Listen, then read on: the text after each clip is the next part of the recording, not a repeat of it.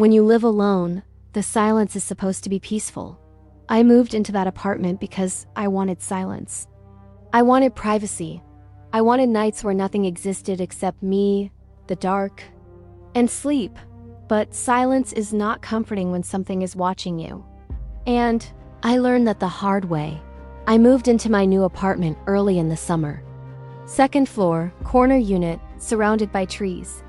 From my window, I could see the parking lot, the road beyond it, and in the daytime, the sunlight spilling across the grass like a lazy golden blanket. It felt safe. Safe enough that I didn't think twice about being alone. My bedroom window opened above a small courtyard. Beneath it was nothing but grass, no railing, no ledges, no balconies, nothing anyone could stand on. Below my window was a 12-foot drop straight down into a fenced patch of lawn. Nobody could stand outside that window. That detail will matter later. My first week there was ordinary. Work during the day. Quiet evenings, sleep by midnight. But one night, just around 2:30 in the morning, I woke up. Not because of a sound. Not because of movement. Because I felt something. You know that pressure you feel when someone stands near your bed? When someone is looking at you? That's what pulled me awake. I opened my eyes slowly, cautiously, and stared through the darkness at my window. And I heard it. A voice. Right outside the screen. A whisper. Soft. Breathy. Slow. Not like speech.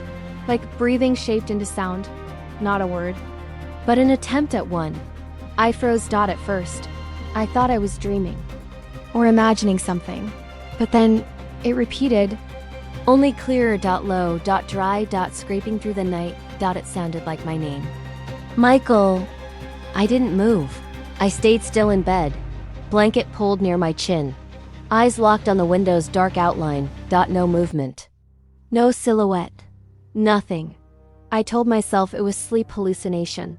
I rolled over, kept my back to the window, and forced myself to sleep. The next morning, it was forgotten. Or maybe ignored. The next night, it happened again. Same time, 2:30 a.m. Same. Whisper. My name. Only louder this time. More confident. Michael. But something about it was wrong.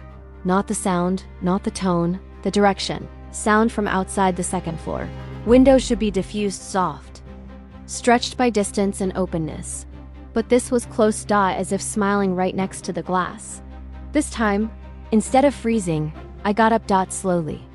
Quietly. And I walked toward the window. My heart was steady until I reached out my hand to lift the blinds. And the voice whispered again.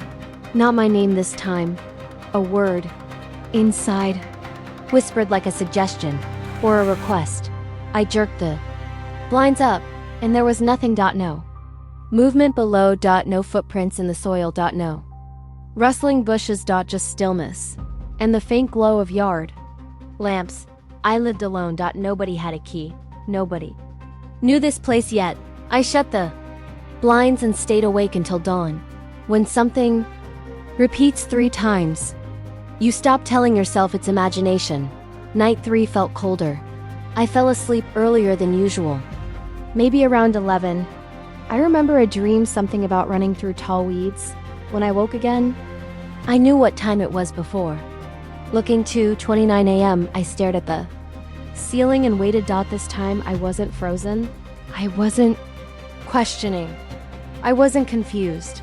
I was alert. Like prey waiting for something with teeth. And at 2:31, the whisper came. But not from the window. From below it. A scraping sound. A dragging sound. Like fingernails on stucco. I sat up. Eyes wide. Something moved under the window screen. Brushing upward. Slow. Scratching. Climbing. Then a knock. Not on the wall. Not on the siding. On the glass. Tap. Pause. Tap. Tap. 3 knocks. Soft. Precise. Like fingers. You cannot reach a second floor window without a ladder. And there was no ladder. I grabbed my phone. No service. The tower in the area sometimes dropped signal at night. But now it felt targeted. The tapping stopped. But the voice returned. The whisper came again. This time right at the glass, right behind the screen. I see you. I didn't. Move. Didn't breathe. Didn't blink. Just stared at the blinds. And the tapping resumed only. Faster. Tap dash tap dash tap tap tap. Tappy lunged forward and yanked the blinds. Up. Nothing. Silence. Stillness. Yndless. Empty air. No exit path. No footholds. No prints on the wall. Nothing disturbed below. Just that empty square of night. I didn't sleep. Again. Not that night. Not the night after. 3 days later, I went to the office downstairs. I didn't want to sound paranoid. So I asked casually, has there been anyone maintenance maybe around my window at night? The manager paused, stared at me longer than normal. Then said, what unit? I told her. Her face changed, not shock, not confusion. Recognition. She opened a drawer, pulled out a sheet of paper, a maintenance record. She looked through it. Then closed it halfway and said, keep your blinds shut at night. Don't open windows. And if you hear anything, you don't acknowledge it. Understand? It wasn't advice. It was instruction. I asked why. She started to answer, then stopped. Her tone sharpened. Just follow what I said. That's all. She dismissed me. I didn't press her. But that night, I followed her instructions. It didn't help. By night 7, I hadn't slept more than an hour at a time, and 2:30 a.m. came again. Like a curse. This time the whisper wasn't outside. It wasn't near the glass. It was behind my headboard. Inside. The room. Close enough that I could feel breath on my ear. A whisper. So soft it vibrated the air. Let me in. I swung around, turned on the lamp, but before the room was fully lit, I heard footsteps, not outside. Inside the wall, running upward vertically, toward the ceiling. Slow at first. Then scrambling. Rapid, urgent, animal-like. I stood in the bed, staring upward. Silent afterward. Dead silent. I didn't sleep. I didn't blink. I didn't turn the lights off. Not once. The next morning, I packed everything I owned. I called work. I wasn't coming in. I carried every box down the stairs and loaded my car. Before leaving, I went back upstairs one last time to check closets, cabinets, drawers. Everything was empty. As I stepped out of the bedroom, something happened. A soft whisper followed me. Not near the window. Not behind the wall. Right next to my shoulder. Close. Enough that I could hear saliva between syllables. Don't go. I left the light on. I closed the door. And I did not look back. I moved in with a coworker. Temporarily. She asked why. I lied. I said plumbing. Leaked. Said repairs couldn't be done. Said I couldn't stay. 3 days later, she walked into my room and asked, why do you keep the blinds shut? Sunlight's great in here. I told her I just preferred them closed. She shrugged. Later that night, around 2:30. I woke up again, not because of sound. Not because of fear, but because the blinds. Are you breathing? And I heard it again. Michael. That's when I realized something terrible. It didn't matter that I moved. It knew me now. And it wasn't looking for the apartment. It was looking for me.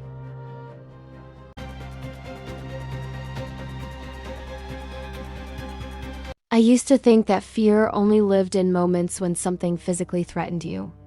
I learned instead that the worst fear is when nothing moves, and something is still there. It began in March of last year. I had moved into a new house, not an apartment, not a shared space, finally my own place. After years of roommates, shared bathrooms, and noise from other people's televisions or arguments, I finally got silence, and silence soon becomes loud when it doesn't feel empty. The house was small, but perfect for me. 1 living room, 1 kitchen, 2 bedrooms, and a small tiled bathroom. The bathroom had a shower stall with an old-style curtain rod instead of a screen door. The curtain itself was already hanging when I moved in. Thick, pale beige fabric. Cheap but clean. No mold, no stains. I didn't think twice. The water pressure was good, drainage smooth. Everything just worked for about 3 weeks. Then I started finding the curtain pulled, closed every time I entered the bathroom. Even when I was sure I'd left it open. It's small. But when you live alone, the smallest detail becomes accusation. I didn't obsess over it, just shrugged. Brushed teeth, showered, went to work. The curtain remained closed every morning and every night. Always. Until the first night. Something moved behind it. The steam I had just showered. Steam filled the mirror. I reached for a towel and happened to glance back at the open curtain behind me. It was open because I just stepped out. As I turned off the bathroom light, in that tiny moment before darkness swallowed the space, I saw the curtain move, not blowing outward from air pressure, not shifting along the rod, but bending inward, as though something were leaning against it from inside the tub. I froze. The air was still. No vents running. Door sealed. The curtain slowly lifted, not like wind lifting fabric, but like someone underneath gently pushing upward. I flicked the light back on. Nothing. Curtain hung completely calm. Flat. Still. Perfectly straight. I told myself it was water, weight causing sagging tension, but I dried the curtain with a towel. It didn't move again. That night, I went to sleep with the uneasy feeling of being watched. The first time I heard, I'd woke sometime after 2 a.m. A single sound, very soft. Water running. Not fully, not a stream, just droplets. A slow, steady dripping. Drip. Drip. Drip. My bedroom sits next to the bathroom, so I heard it clearly. I walked barefoot on the cold wood floor, turned the bathroom light on. The faucet was off, tub bone dry, yet I still heard dripping. From behind the curtain. That same beige curtain closed again, though I had left it open earlier. Slow breath left my chest. Controlled, surveying. I gripped the fabric, pulled fast. Nothing. Dry. Empty. Silence. But as I turned away, something small hit porcelain. Like a fingertip. Those hollow, fleshy taps we all recognize. I snapped back. Raised the curtain again. Empty. But this time I noticed something. The inside of the curtain was slightly damp. Not the outside, just the inside. As though someone had stood there, leaning. I left that light on all night. The shower on its own. Nothing happened for 2 nights. Then on the third night, my shower turned on. Not dripping, not partial. Pressureful flow. I shot out of bed so fast I hit the dresser with my knee. Pain didn't matter. The bathroom door was closed. Water roaring behind it. I swung it open and the shower was blasting. Curtain ballooned slightly inward from the pressure. Heat in the air. Steam everywhere. Like someone had been inside only seconds earlier. I turned the handle off and the immediate silence after water shut down was worse than the noise, because silence means something has left. I checked the windows, locked. Checked the front and back doors, secure. The house was airtight. I didn't sleep again. Not that night. Not the next night. Not when the water came back on again. I started showering at the gym instead. The shape. It was the 4th week when I saw it. Early morning. Needed to brush before leaving for work. The bathroom light was on because I had left it that way, purposely. Curtain, again, was closed. I stood at the sink, brushing, not thinking, not caring, working against exhaustion. And then something shifted in the reflection of the bathroom mirror behind me. A shape, not sharply defined, just enough. It leaned forward. Into the curtain, like someone in the tub bracing their weight. Forward, fabric tightened inward. Pressed. I didn't move. I didn't turn around. All I saw was the shape pushing the material forward with steady pressure, a curve like a head lowering, then rising again. Then lowering. Not rocking, breathing. I snapped the mirror light on. It stayed there for maybe 2 more seconds, still pressed against fabric, then slowly released. Like something sinking away, not falling. Descending. Curtain flattened. I backed toward the hallway, turned off the light, closed the door. I didn't enter again for days. The digital recording my friend insisted I record it, not because he believed me, But because he wanted proof that I was imagining it.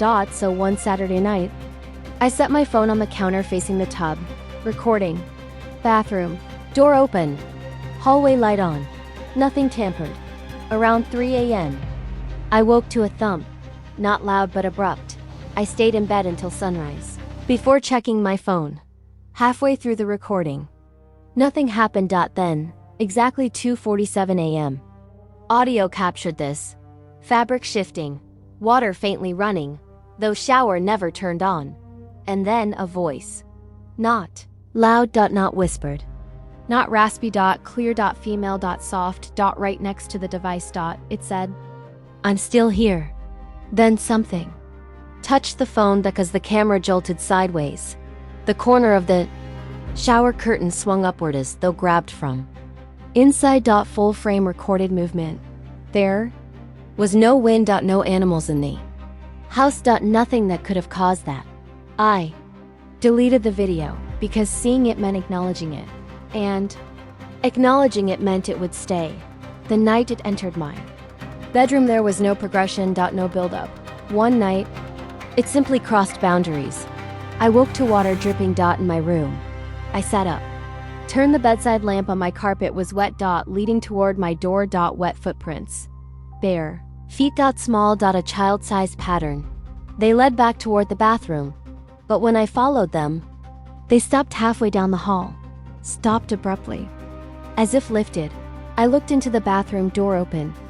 Curtain closed. Something stood behind it. Not pressing this time. Just waiting.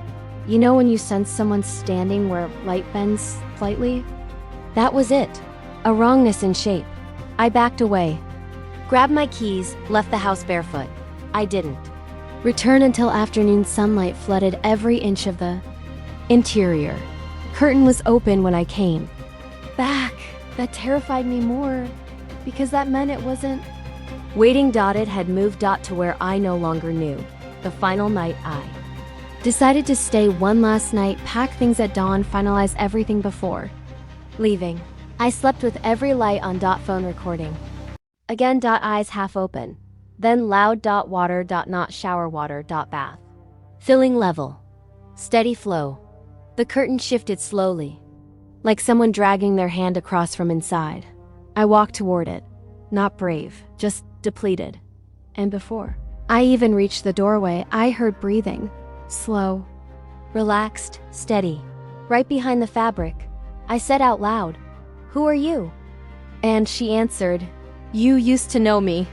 Which made my knees weaken, because memory doesn't need proof, just suggestion. And suddenly, I recalled being a leave-in standing at my grandmother's house in a bathroom almost identical, and seeing a girl through the curtain, Simeon, who shouldn't have been there, Simeon smiling through the fabric.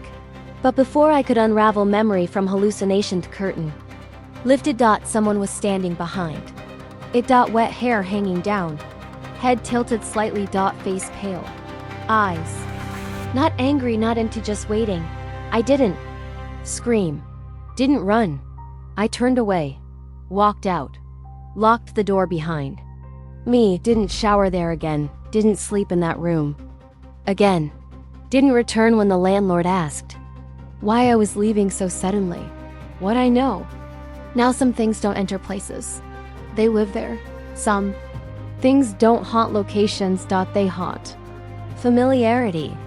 And some things don't reveal themselves until you are alone enough for them to matter. Again. The girl behind the curtain didn't follow me, but something tells me she didn't need to, because she already did once, when I was in. And she wasn't done then.